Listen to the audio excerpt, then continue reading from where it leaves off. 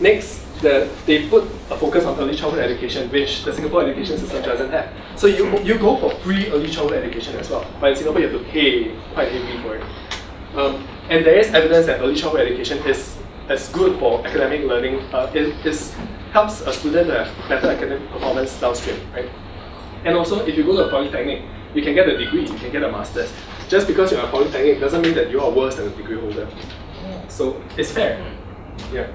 Okay, and in Singapore we believe in meritocracy, but in Finland they believe in equality, solidarity, with one another. So it's not about you getting ahead of another person, but it's about equality. So what happened in Finland's education system is that other than education, they believe that health and employment is also part of the whole package. It's not just about education. We need to also ensure that people's health and employment are protected and there's social welfare to protect them.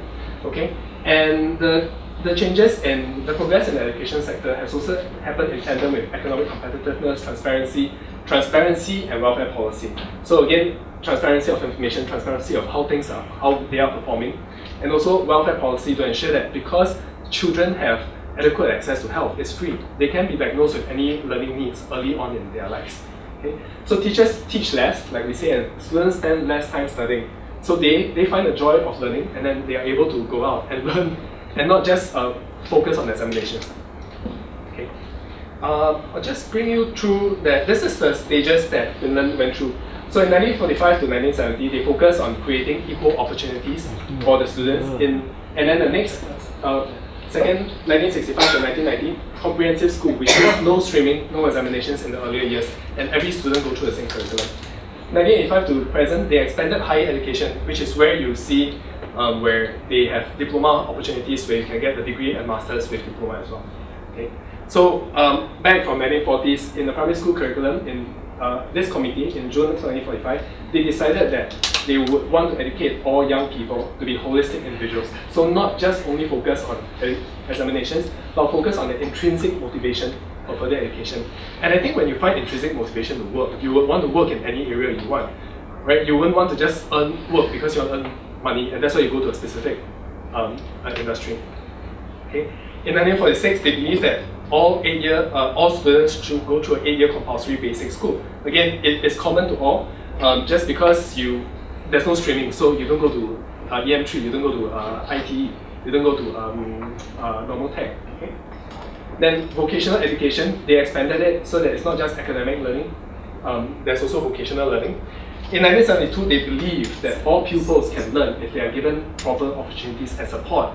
So you do not have lower learning abilities. You have the abilities, but we will customize the education system for you. So each teacher will customize the learning. And in the 1980s, they educate critical and independent thinking citizens. Someone brought about the point where we are not thinking about policies, as students are not taught about policies, but there they believe that if you have critical and independent thinking citizens, downstream, when they go to work, they are able to be innovative. Okay, so they abolished streaming in the mid-1980s. And then they took away grade-based assessments. The reason why is grade retention and over-reliance on...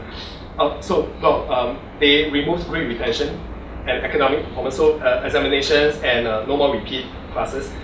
Instead, in place, they have modular system. So students take modules, and you don't have to repeat one whole year. If you don't do well in a module, you repeat that module, so that your self-esteem is not affected for one whole year, just by repeating a year. Okay. What they believe is, and high-stake testing prevents risk-taking, creates boredom, and creates fear. So if testing leads to biased teaching, which was your point, then validity of such high-stake testings must be questioned, and that's why they took it up. Okay, so from 2000 to present, they focus on equitable student learning. I brought this up because of special education. They integrated special education into all schools. So 50% of the students have learning needs. Actually, I'll share this in a point later.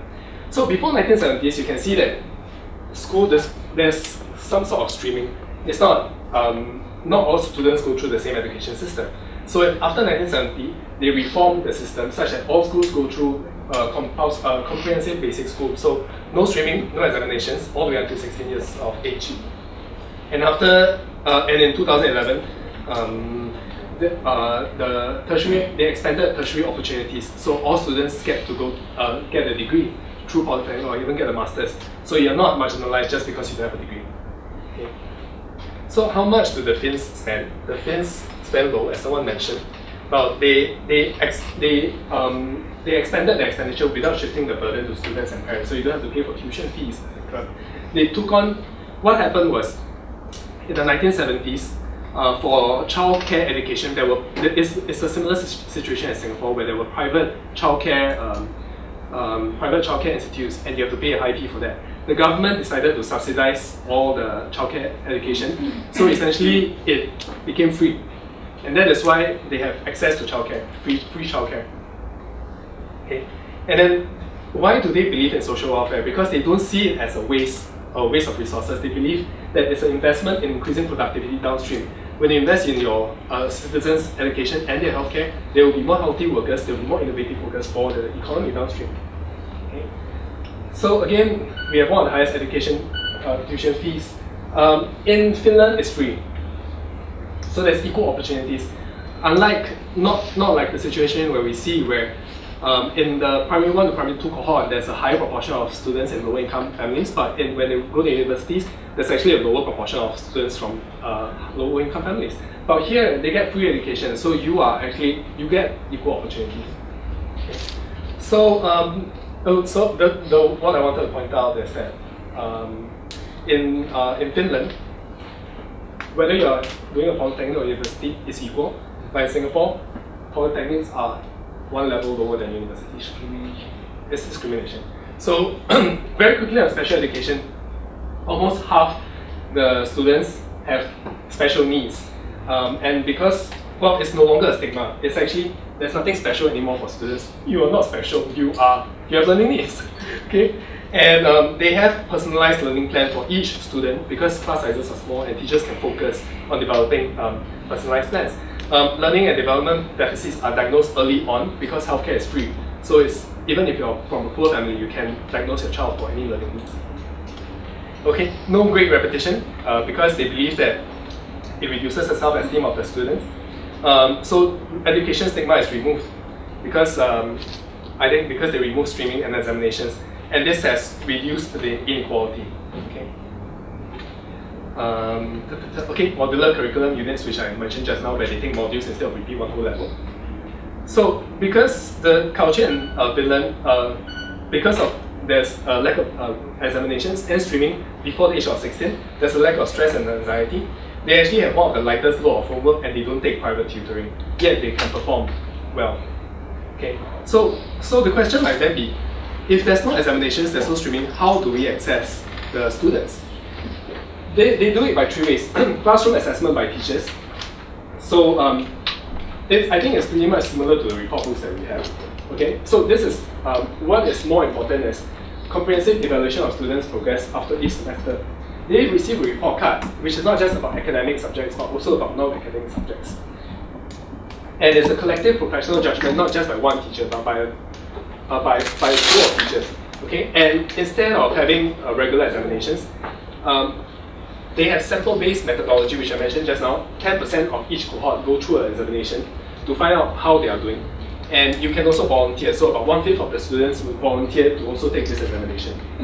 When teachers then see as how it affects their performance. And so if they do not want their performance to go down or the school's performance to go down, then the teaching is geared towards examinations instead of the learning of the students.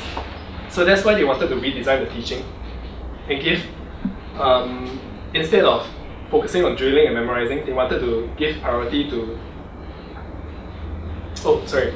So like actually, this is the point that you mentioned just now. So, because if teachers are focused on examinations, they will be too focused on tests, and they will be too focused on testing and drilling and memorizing instead of the critical thinking of the children.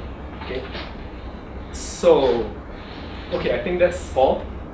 Actually, I think we don't have time, but because initially I wanted to ask you if you want to look at we have some solutions that we have. So what are the priority areas that you want to change, and what is the timeline that we need to look at to change it? Because for Finland, it took 40 years since 1960s to reform the education system, and it was incremental and in phases, like the group mentioned. So any change that happens is a conversation that we need to have with Singaporeans, right? So it's not about just changing it because the evidence says so or because I think so. So I was going to do the activity, but because time is short. But so I mean, we'll just run it out. Do you have any questions or any things that you want to say after this session? No? How about anyone has? So, I mean, what's your takeaway after this? Are we able to reform the education system? What should we look forward to? Maybe what is our priority in the short term? How about that group? Well, how are we going to bring this up to the ministerial level? How it is? How does this go beyond this one? We will compile this into a report. We'll publicize this on our blog. Hui Hui has been taking minutes. But we might not have captured all the information that you have shared. So if you can, do email us any of the other additional thoughts that you have so that you can compile this into a report.